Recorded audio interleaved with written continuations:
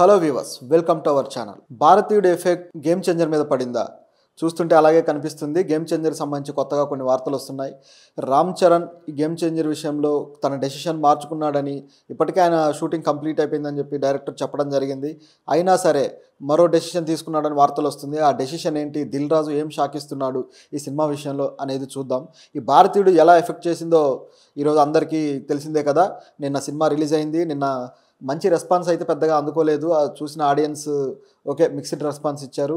కొంతమంది బాగుందన్నారు, చాలామందికి ఈ సినిమా నచ్చలేదు. ముఖ్యంగా కంపేర్ చేసుకుంటారు కాబట్టి, ఆ క్లాసిక్ సినిమా భారతీయుడు ఫస్ట్ పార్ట్ తోటి దీన్ని కంపేర్ చేస్తారు కాబట్టి, సో ఖచ్చితంగా కొంత డిసప్పాయింట్మెంట్ అయితే జరిగింది. అయితే ఆ డిసప్పాయింట్మెంట్కి కారణం కూడా శంకర్ అతి తెలివే అని చెప్పేసి మనకి ఇక్కడ కనిపిస్తుంది అనమాట. అదేంటంటే ఫస్ట్ పార్ట్ భారతీయుడు ఏదైతే ఉందో ఆ సినిమాలో కథ ఒక ఫ్లాష్ బ్యాక్ ఒక పొందిగ్గా ఒక ఆర్డర్లో కరెక్ట్గా ఉంటుంది. కానీ ఈ సినిమాకి వచ్చేసరికి ఆ కథలో ఒక ఆర్డర్ కానీ ఒక పద్ధతి కానీ ఉండదు. యాక్షన్ సీక్వెన్స్లో old style of vehicle comedy లాగా క్రియేట్ చేసి ఆ మర్మకళని విలన్ల మీద ప్రయోగించడం కాకుండా ఆడియన్స్ మీద ప్రయోగించినట్టుగా చేశాడనమాట. ఆ మర్మకళ ఎఫెక్ట్తో తీసిన సీన్లన్నీ కూడా అదో రకమైన సీన్స్గా డిజైన్ చేసి వాటి ఎఫెక్ట్ పోగొట్టి కొంత ఆడియన్స్కు నచ్చకుండా పోయిందనమాట. మెయిన్ పార్ట్ మర్మకళనే కథకి కీలకంగా తీసుకున్నప్పుడు ఆ పార్ట్లోనే దెబ్బేసేటట్టు ట్రీట్మెంట్ ఇచ్చేశాడు శంకర్. సో దానివల్ల అందరూ ఆశ్చర్యపోతున్నారు. సో ఇదొక వెర్షన్. అయితే ఈ సినిమా కలెక్షన్స్ విషయం చూసుకుంటే నిన్న మిక్స్డ్ టాక్ ఉన్నా సరే ఈ సినిమా కలెక్షన్స్ ఒక 26 crores దాకా కలెక్ట్ చేసిందని చెప్పి వార్తలు వస్తున్నాయి. తెలుగులో అయితే ఒక 8 కోట్లు, అలాగే తమిళ్లో 16 కోట్లు కలెక్ట్ చేసింది. ఇక హిందీలో అయితే 1 కోటి దాకా కలెక్ట్ చేసిందంట. చాలా తక్కువ ఇది. సో నిజానికి విక్రమ్ సినిమా అయితే దాదాపు 50 కోట్లు కలెక్ట్ చేసింది మొదటి రోజే. అయితే ఆ సినిమాకున్న బజ్ కానీ అందులో అది మల్టీ స్టారర్గా విజయ్ సేతుపతి అలాగే ఫహద్ ఫాజిల్ ఇట్లా ఒక మల్టీ స్టారర్గా అది డిజైన్ అయింది కాబట్టి ఆ సినిమాకి ఫుల్ బజ్ ఉండేది. ఈ సినిమాకి అయితే రిలీజ్కి ముందు ఎలాంటి బజ్ లేదు. తెలుగులో ఆడియో ప్రీ రిలీజ్ ఫంక్షన్ చేసిన, అలాగే తమిళ్లో కూడా బజ్ లేదు. ఇంకా చెప్పాలంటే తెలుగులోనే టికెట్ బుకింగ్స్ ఎక్కువ అయ్యాయి తమిళ్తో పోలిస్తే అనమాట. సో అట్లా శంకర్కి తెలుగులో చాలా విపరీతమైన క్రేజ్ ఉండటము, అలాగే కమల్ హాసన్ గత హిట్ కూడా అది కౌంట్ అవ్వడము, ఇవన్నీ కూడా తెలుగులో కొంత ప్లస్ అయింది. నిజానికి సినిమా బాగుండుంటే మినిమం ఓ మోస్తరుగా అన్న బాగుండుంటే ఆడియన్స్ తెలుగులో నెత్తిన పెట్టుకునే వాళ్ళు, కానీ తేడా కొట్టేసే పరిస్థితి అయిపోయిందనమాట. అయితే దీనికి కారణం ఇక నిజానికి శంకర్ అతి తెలివనే చెప్పాలి. ఎందుకంటే ఆ కథ విషయంలోనే ఈయన ఏం చేశాడంటే, మనకు చూస్తే మనకు కనిపించేది ఏంటంటే, మనకు ఏమర్థమవుతుందంటే ఈ శంకర్ మామూలుగా ఒకే కథ రాసి భారతీయుడు 2 కోసం ఆ కథని 2 పార్టులుగా చీల్చి భారతీయుడు 2 భారతీయుడు 3 అని చెప్పి 2 పార్టులుగా చేశాడేమో అనే అనుమానం కలగక మానదు. ఎందుకంటే ఈ భారతీయుడు 2లో పెద్ద కథ ఏమీ లేదు. ఫస్ట్ హాఫ్ అంతా ముసలైన ఎంట్రీ, తర్వాత ఫైట్లు ఇదంతా లాగి, తర్వాత సెకండ్ హాఫ్లో కొన్ని ట్విస్టులతోటి ఏదో మేనేజ్ చేశాడు. ప్రీ క్లైమాక్స్ ట్విస్ట్ కానీ అది ఓకే కొంతవరకు వర్కౌట్ అయింది అనుకోండి. ఆ సిద్ధార్థ్ వాళ్ళ ట్రాక్ కానీ ఇదంతా. కానీ ఏదైతే ప్రీక్వెల్ లాగా మనకు చెప్పడం జరిగిందో ఆ థర్డ్ పార్ట్లో వస్తుంది ఈ సేనాపతి ఫాదర్ క్యారెక్టరు, ఆయన చేసే ఏదైతే ఆ యాక్టివిటీస్ ఉంటాయో అవన్నీ కూడా వస్తాయని చెప్పిన విషయం గమనిస్తే, ఎలాగైతే భారతీయుడు ఫస్ట్ పార్ట్లో ఇండిపెండెన్స్ సంబంధించిన ఫ్లాష్ బ్యాక్ ఉంటుందో, అద్భుతమైన సాంగ్ ఉంటుంది దాంట్లో, చాలా అద్భుతమైన ఫ్లాష్ బ్యాక్ అది.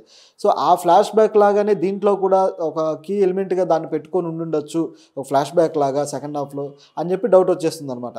ఇలాంటి ఫ్లాష్ బ్యాక్ని రెడీ చేసుకొని చాలా అద్భుతంగా వచ్చిన తర్వాత అది షూట్ కూడా చేసుకుంటున్న క్రమంలో శంకర్కి ఇది మరీ ఎక్కువ లెంతీగా చాలా అద్భుతంగా వస్తుంది, కానీ లెంతీ పోర్షన్ అయిపోయింది అనే డౌట్ రావడము. రెండోది ఈ సినిమా మేకింగ్ కూడా దాదాపు 6 సంవత్సరాలు పట్టడము, మధ్యలో కొంతమంది చనిపోవడము, ఆ సినిమా మేకింగ్లో కొంత యాక్సిడెంట్ అయ్యి అసిస్టెంట్ డైరెక్టర్ వాళ్ళు వీళ్ళు ఒక 3 వ్యక్తులు చనిపోయారు.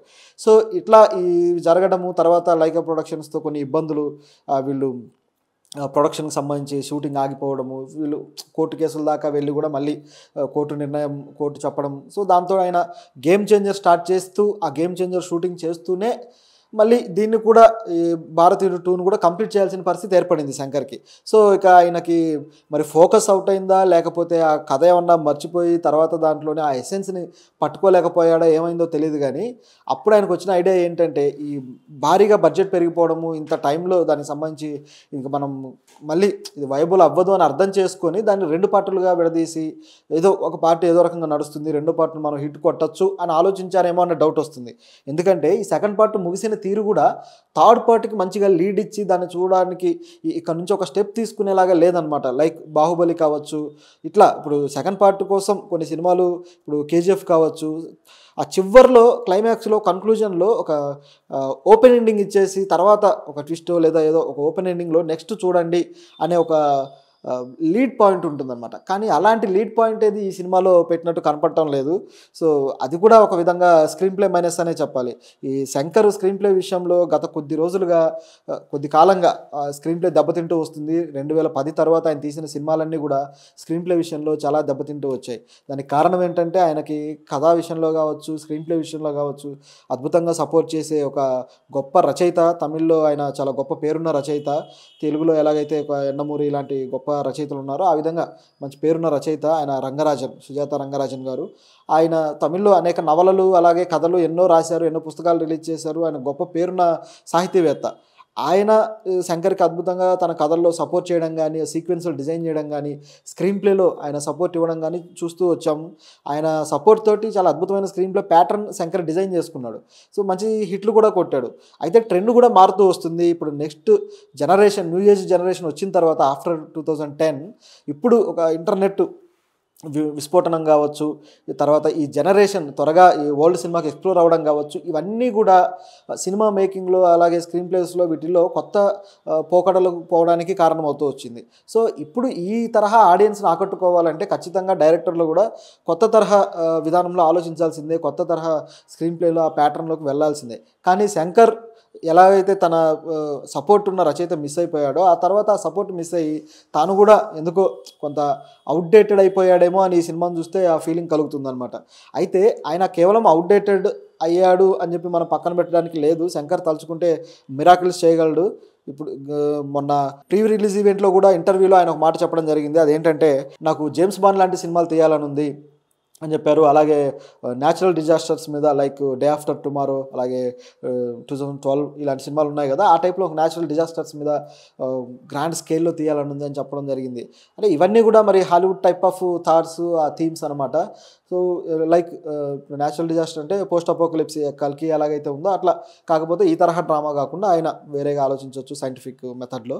సో ఇట్లా ఈ తరహా ఆలోచనలు ఉన్న డైరెక్టరు మరి ఎందుకు ఈ సినిమాలో అవుట్డేటెడ్ ఐడియాస్తో వెళ్ళిపోయాడు, ఎందుకు ఇదిలా జరిగిందంటే కేవలం ఆ సినిమా మేకింగ్లో వచ్చిన సమస్యల వల్ల, ఆ సినిమా ఎక్కువ పోస్ట్ పోన్ అవ్వడం వల్ల, మనస్పర్ధల వల్ల, వీటన్నిటి వల్ల ఆ సినిమా ఇక ఏం చేయాలో అర్థం కాక దాన్ని అవకతవకలుగా చేసేసి వేరే సినిమా మీద ఫోకస్ పెట్టడం వల్ల, ఈ రామ్ చరణ్ గేమ్ చేంజర్ ఏదైతే ఉందో దాని మీద ఫోకస్ పెట్టడం వల్ల ఈయన ఈ సినిమాని సరిగ్గా డీల్ చేయలేకపోయాడేమో అనే ఫీలింగ్ కూడా వస్తుందన్నమాట. అయితే ఇప్పుడు ఇక రామ్ చరణ్ ఈ గేమ్ చేంజర్ సినిమా విషయానికి వస్తే, ఈ సినిమా ఈ భారతీయుడు 2 సినిమా గేమ్ చేంజర్ని ఎలా ఎఫెక్ట్ చేస్తుంది అంటే, ఇప్పుడు వచ్చిన వార్తలను బట్టి కానీ ఈ సినిమా పర్ఫార్మెన్స్ని బట్టి కానీ చూస్తే శంకర్ ఐడియాస్ ఇప్పుడు అంత ఫ్రెష్గా ఉన్నాయా, గేమ్ చేంజర్లో అంత ఫ్రెష్ ఐడియాస్తో వస్తున్నాడా అనేది ఒక డౌట్. మామూలుగా గేమ్ చేంజర్లో అయినా ఒక కలెక్టర్ పాత్ర అంటున్నారు, తర్వాత పొలిటికల్ పార్టీ అని ఏదో ఫ్లాష్ బ్యాక్ ఇవన్నీ ఉన్నాయి. సో ఇవన్నీ చూస్తే ఒకే ఒక్కళ్ళు లాంటి సినిమా లేదా ఒక అపరిచితులు లాంటి సినిమా మనకు గుర్తురాక మానదు. సో ఈ తరహాలో ఉన్నప్పుడు ఈ సినిమా కథ విషయంలో ఇక శంకర్ డోకా ఏం లేదు. ఎందుకంటే ఈ కథ ఇచ్చింది కూడా కార్తిక్ సుబ్బరాజ్, ఒక మంచి డైరెక్టరు. ఆయన చాలా వెర్సటైల్గా తీసే డైరెక్టరు. జిగర్తాండ 2 కూడా ఆయన మంచి కథతోటి హిట్ కొట్టాడు.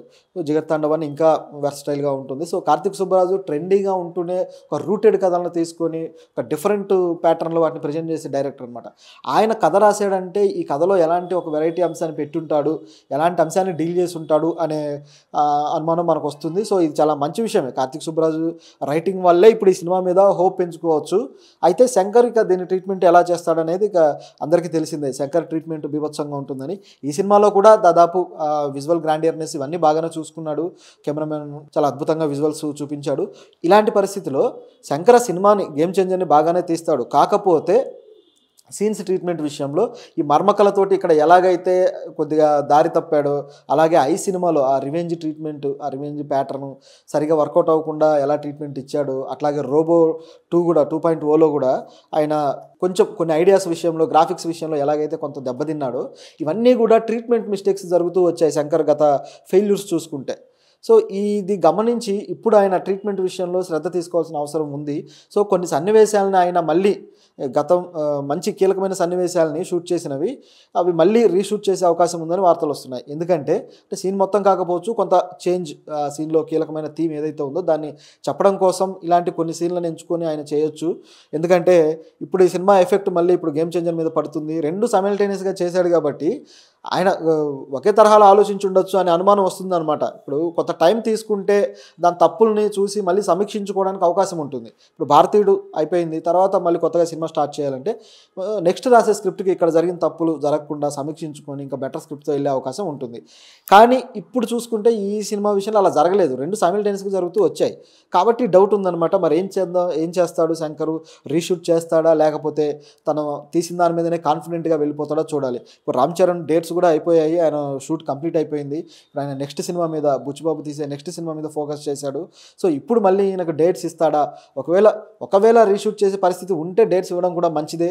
ఎందుకంటే సీన్స్ ఇంకా బెటర్గా వస్తాయనుకున్నప్పుడు, తన తప్పులు సమీక్షించుకొని తీస్తున్నారు అనుకున్నప్పుడు, ఆ సినిమా క్వాలిటీ కోసం, సినిమా బాగు కోసం చేసే పని కాబట్టి, సో ఇంకా ప్యాషన్తో పనిచేసే